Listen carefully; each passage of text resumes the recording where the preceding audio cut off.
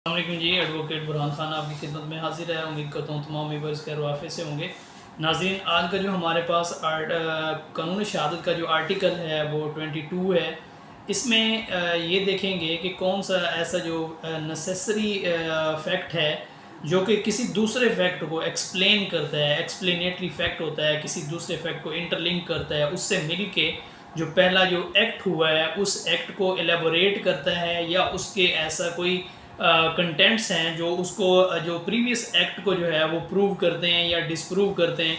फ़र्ज़ किया कि कोई बंदा ये कहता है कि फ़लाँ बंदे ने जो है ये 6 बजे ये ऑफेंस कमिट की है लाहौर में, और वो सेम वो जो बंदा है वो उसी वक्त जो है वो कराची में मौजूद होता है।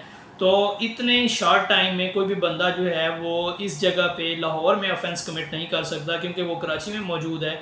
इसलिए तो ये अगर वहाँ पे उसको प्रूव करना है तो उसके लिए उसको वहाँ पे अगर वो उस होटल में रिहाइश की है या किसी भी जगह या उसने ट्रैवल किया है प्लेन के ज़रिए, तो उसकी जो टिकट्स होंगी या वहाँ पे जो रिहाइश का जो होटल का उसका रिकॉर्ड होगा वो इससे रेलिवेंट फैक्ट है। और जब उसको इसके सामने लाया जाएगा कि ये जो फ़लाँ बंदा है जो एक्यूज़ड है, जो मुलजिम है, फ़लाँ टाइम में ये कराची में मौजूद था, लिहाजा ये लाहौर में मौजूद नहीं हो सकता, तो इस हवाले से जो भी फैक्ट्स होंगे वो रेलिवेंट फैक्ट कहलाएंगे और इस तरह की जो वहाँ पे एक्ट हुआ है उसको प्रूव और डिसप्रूव करने के लिए मददगार साबित होंगे। तो इसको हम देखते हैं कि इसकी वर्डिंग क्या है, बाद में मैं इसको एक्सप्लेन कर दूँगा।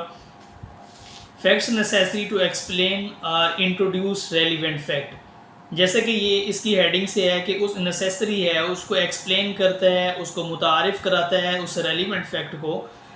किस तरह मुतारिफ़ कराता है कि fact necessary to explain or introduce fact in issue or the relevant fact which support or rebut and inference suggested to the fact in issue or the relevant fact. उसको सजेस्ट करता है उस रेलिवेंट फैक्ट से या fact in issue से कि फ़लाँ जो बंदा है वो वहाँ पे मौजूद ही नहीं है, तो उस इस वक्त में वहाँ एक सेम बंदा जो है वो लाहौर और कराची में इतने शार्ट टाइम में क्योंकि मौजूद नहीं हो सकता, लिहाजा ये जो रेलिवेंट फैक्ट है ये इससे इसको प्रूव और डिसप्रूव कर सकता है।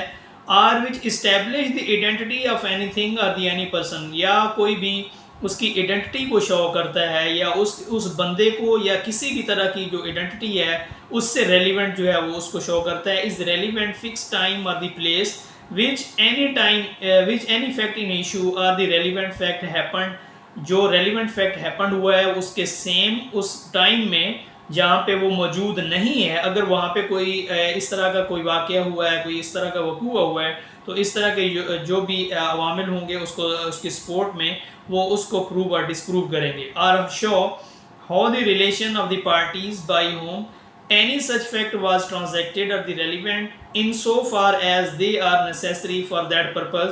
तो जो भी पार्टीज़ के वहाँ पे जो ट्रांजैक्टेड फैक्ट हैं, जो उस पर अवामिल हुए हैं, जो उस पर अमल हुआ है, तो ये तमाम के तमाम जो ट्रांजैक्टेड फैक्ट हैं, ये जो नेसेसरी हैं तमाम उसको प्रूव करने के लिए जो उसके सामने दिए हुए हैं। इलस्ट्रेशन को हम देखेंगे। इलस्ट्रेशन में ये कहा गया है the question is whether A given a document is the will of A. सवाल ये है कि एक ए ने डॉक्यूमेंट दिया है जो कि विल है उसकी, जो उसने वसीयत की है the state of A's property. अब उसमें ए की प्रॉपर्टी को लिखा हुआ है and of his family at the date of the alleged, उस इलेज्ड डेट में लिखा हुआ है will may be the relevant fact. अगर उस डेट को वहाँ पे मौजूद था और उस सेम डेट में वो जो विल है वो तहरीर हुई है तो ये रेलिवेंट फैक्ट कहलाएगी। अगर वो वहाँ पे मौजूद नहीं है और उसने ये कहा है कि ये जो उसने विल लिखी है ये लाहौर में बैठ के लिखी है और जो उसकी राइवल पार्टी उसको ये प्रूव कर देती है कि सेम टाइम में ये जो बंदा है ये कराची में मौजूद था, उसका रिकॉर्ड अदालत में प्रोड्यूस कर देती है, तो ये रेलिवेंट फैक्ट कहलाएगी और अदालत जो है इसके ऊपर रिलाई करेगी और ये कहेगी कि ये जो बंदा है उस जगह पे मौजूद नहीं है, लिहाजा ये जो इसका फैक्ट है ये रेलिवेंट फैक्ट है और इस हवाले से उसमें उसको जजमेंट भी पास करेगी और उस हवाले से उसको जो रिलीफ है वो भी ग्रांट किया जाएगा। तो ये था आज हमारे पास आर्टिकल 22। उम्मीद करूँ तमाम दोस्तों को ये टॉपिक पसंद आया होगा। तो कल तक के लिए अपने भाई को इजाज़त दीजिए। अल्लाह ताला आपका हामी नासिर हो। अस्सलाम, थैंक यू।